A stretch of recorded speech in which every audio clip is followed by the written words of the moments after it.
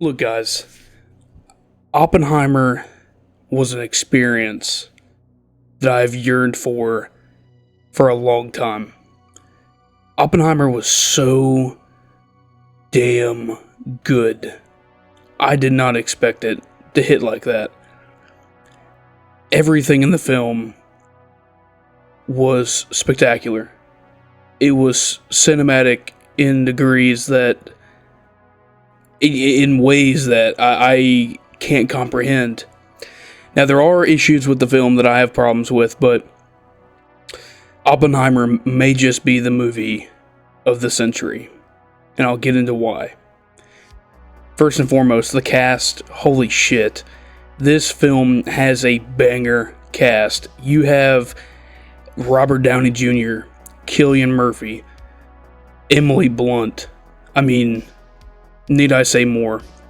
And it's directed by Christopher Nolan, the guy who did Inception, the guy who did Interstellar, the Dark Knight trilogy. I mean, come on, guys.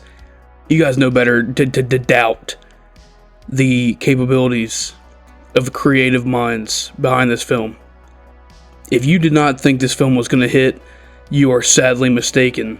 Oppenheimer, while the film itself is a strange coming-of-age tale of the man who created the atomic bomb, I think it's a very personal story and was oddly emotional for me, you know, seeing someone go from a very young man to the torn, almost depressed character that we see Oppenheimer at the end of the film, and how pretty much everything and everyone around him doesn't want to have anything to do with him.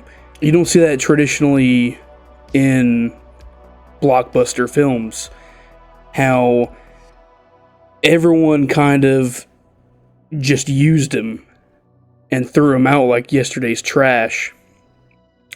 It was very unique, the way that Christopher Nolan decided to tell this film, and it was almost non-linear. It was kind of like Memento, which is a Christopher Nolan film that came out, and it was kind of one of his first, you know, big blockbuster films. It's not even really a blockbuster. It's really kind of an indie film, and it was strange how that, you know, Memento and Oppenheimer are kind of like brothers or cousins to each other, and the way that Nolan decided to tell the story with Robert Downey Jr. and the court with the case with him mixed along with, you know, I guess the discovery of splitting the atom and, you know, going from that to creating an actual atomic bomb, and then mixing it with Einstein talking about, you know, his accomplishments. It was very strange how you also have at the end, you know, towards the about middle mark of the film, you also have Oppenheimer's, you know, trial, I guess you could say, or case where, you know, they think he's a communist. And, you know, that's one thing that the film did really well, is it established the political, I would say bullshit, but the political stuff weaved into the real life events, and how there's a lot of politics involved with the creation of the atomic bomb.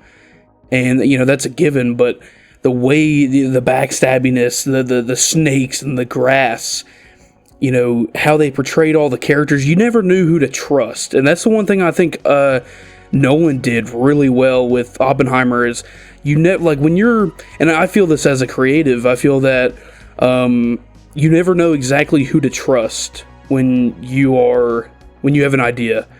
And I find that Oppenheimer, it connected to me in a way where, because I'm a horror filmmaker, and so whenever I'm making horror films, I don't like, I try to keep it all to myself, because I want to make sure I know my shit, and that everyone else around me, like, they know what's going on, but like, I don't want to, let's say, give a stranger my script. You know what I mean? Like, it's like Oppenheimer giving, ideas to the Russians or to the Germans. He didn't want to do that. You know what I mean? And the film, the way it emphasizes, kind of keeping your enemies closer. What's that saying? Keep your friends close, but your enemies closer. That's kind of how Robert Downey Jr.'s character is with Oppenheimer, and I thought that was very well done. How the relationships within Oppenheimer's life were subtle. They weren't like, there was like a lot of relationships in this film, but it was subtle, because in the way Nolan like kind of realizes relationships in this film is that there's people coming in and out of Oppenheimer's life, just like real life. How in real life, we have friends and stuff like that we know for a long time, but we all know those people that we used to talk to, and how they kind of come in and out of our lives, and sometimes they just leave forever. And that's kind of how Nolan, that's kind of how he did it. And I like that kind of parallel to real life. And I find that Nolan, as a filmmaker, was very mature in the way that he decided to portray relationships in this film. And it was something I wasn't expecting. Oppenheimer, as a character, Cillian Murphy, he was killing it. I think he might get the Oscar this time around. It was incredible the way that he managed to be Oppenheimer. And I've loved Cillian Murphy in Inception, Peaky Blinders, Dark Knight trilogy as Scarecrow. And he's always been an actor I've rooted for. He's a working class actor. He's not like an A-lister. But this film, it shows you why he is, kind of starting to rise as an actor, and what his capabilities are. And it surprised me. I was like, holy shit, Cillian Murphy is fucking killing this role as Oppenheimer. And he almost looks like him a little bit too, which was, really, really well done. Like, whoever the casting director is, they definitely knew they were on top of their game. And I really enjoyed how close everyone looked and how they acted in the mannerisms and the voices. Like, and Cillian Murphy, he's at the top. And then you got Robert Downey Jr. I mean, it's Robert Downey. It's fucking Iron Man. You know what I mean? Like, what else do you want? You know what I mean? Oppenheimer. Yeah, you knew Cillian Murphy was going to knock it out of the park. He's pretty much been Hollywood's underdog for forever. We knew he was going to deliver, along with Robert Downey Jr. But Robert Downey Jr., like, whenever he picks a role, I really love it whenever he goes for these dramatic performances, because whenever I see Robert Downey Jr. is in a film, I get a little bit excited. Like, whenever he's in a drama, I get a little bit excited, because I remember when David Fincher released Zodiac, and Robert Downey Jr. plays like a reporter, and I've always loved the way that Robert Downey Jr. commands the scene, and I always thought that was really telling of his way as an actor. He's not, Robert De Niro, but I feel like the way he's a really entertaining actor to watch, just by the way he says things, the way he acts. I've always found him very mesmerizing and entertaining. So I think he did really good. I do feel like the part where it's kind of revealed that he's a villain. He's like anti-hero, or not anti-hero, well, kind of. He's kind of the villain of the story. I thought that was... The way they did it was kind of like third act plot twist, and third act plot twisty in a way. It kind of came out of nowhere a little bit. I feel like Nolan, since there was a lot of back and forth, I feel like the structure of the flashbacks were a little bit disorienting in terms of being able to place the timeline for the audience. I feel like the timeline was kind of confusing. And I've seen that complaint a little bit, and I agree with it. I think that is a little bit too much. I feel like Nolan asked a little bit too much of the audience to understand and be able to place these things. Because Nolan, this movie very much plays out like history. Like, you basically have to be a history buff to understand everything and get all the players. See how all these players kind of came together to do this. But I feel like Nolan, he did it in a strange way with the timeline, but at the same time, he also made it very easy for anyone who isn't a science buff or a chemistry buff to comprehend and understand how the science behind it all. You know what I mean? Like, he didn't go too sciencey on us. He kept it simple, and thus people were able to understand what was going on. And I found that was very, very mature and very unexpected, because Nolan with Tenet was incredibly confusing.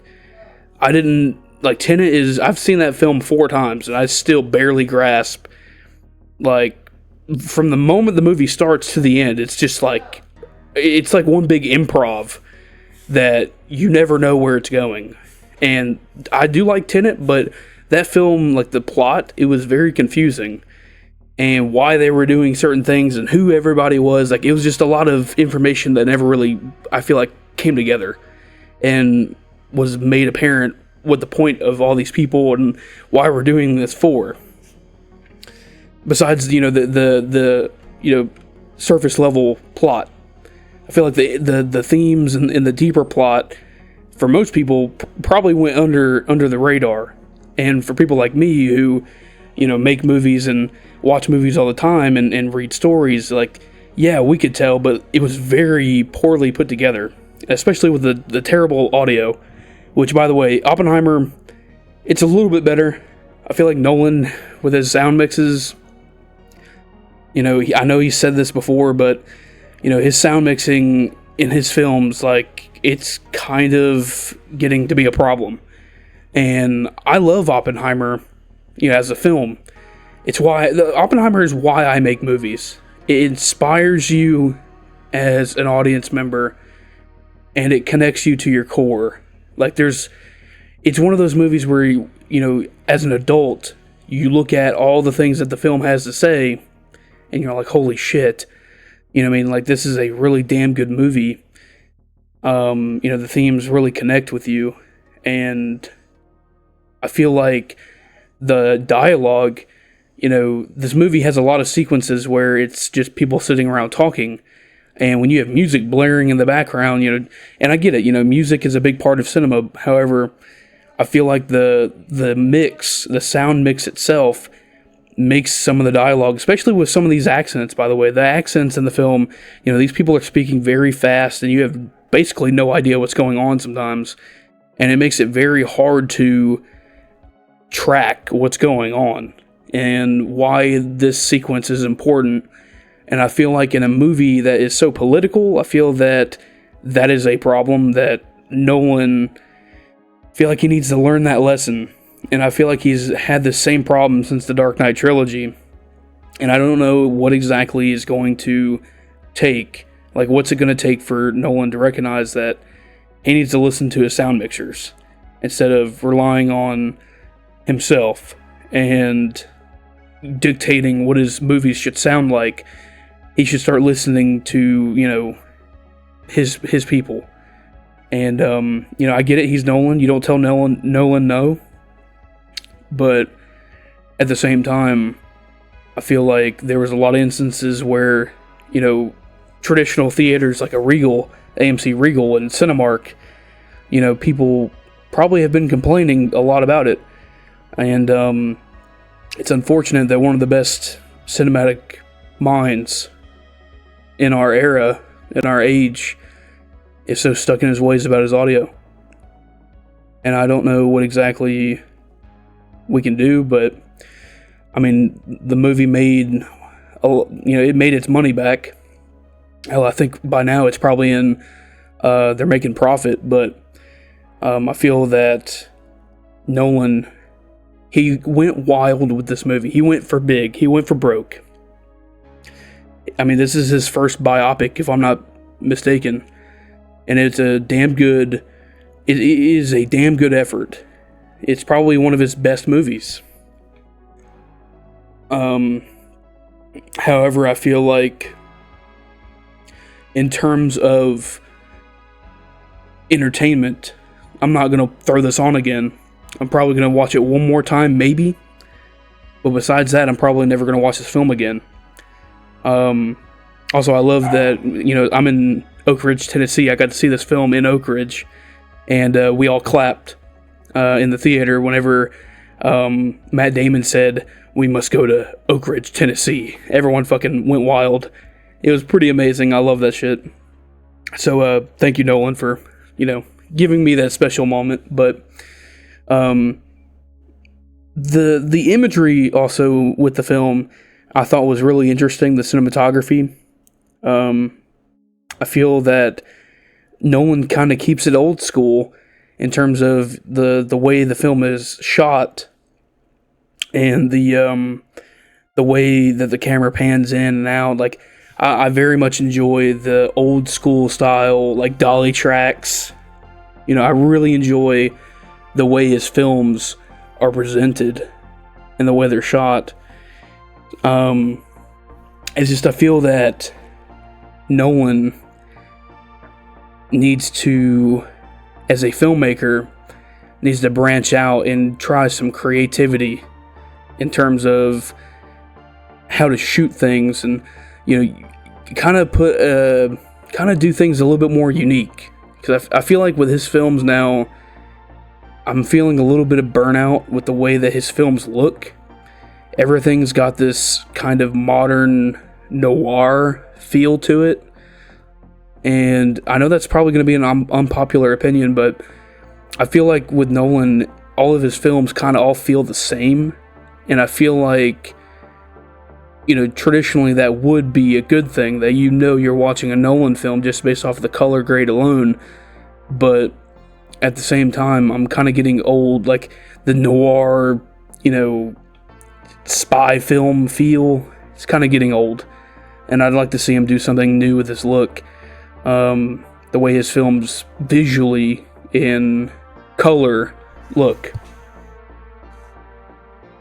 Overall, the film of the century, Oppenheimer, the way the film leaves you, it makes you feel a little bit more scared in the world that you live in nowadays. And, since the time that Oppenheimer created the bomb, the way the film ends, it's sort of like, holy shit, like, we probably have something now to where we could blow up the whole fucking world if we wanted to. The way that technology has evolved. And I feel like that's very scary. And it makes you come out of the theater a little bit unsafe. And I feel that is a very interesting and creative way to end the film that haunts you. And I think a lot of people are going to be... that ending is why people are going to remember this film. And I feel like every film needs an ending like that. It needs something that's going to leave you feeling a little bit less safe in the world that you live in. And especially if it's a drama or, a sci-fi type film, science film. You need to learn something that scares you a little bit sometimes in order to understand the gravity of our situation in the 21st century. So I thought that the way Nolan ended the film was very unique, and it was very interesting, and it was special. It was a special ending, and I feel like the film as a whole is special. It's just that ending was very unique. I didn't expect it to end the way that it did. So yeah, out of 10, I feel like the film deserves a 9.5. I really enjoyed the film. Hopefully you guys enjoyed this little review. I know I've been going on for about 24 minutes or something like that, however long it is. But hopefully you guys kind of got a glimpse into my thoughts. And I'm sorry that this review is late. I meant to review it the day that I saw it. I saw it on release night. But I've been a little bit busy, so I haven't been able to come out and sit down and record this. So hopefully you guys learned a little bit of something about Oppenheimer through this film, and kind of the consequences to his actions, and the way that intelligence can be a gift, but it can also be a curse. So I love you guys. I'll see you guys in the next video.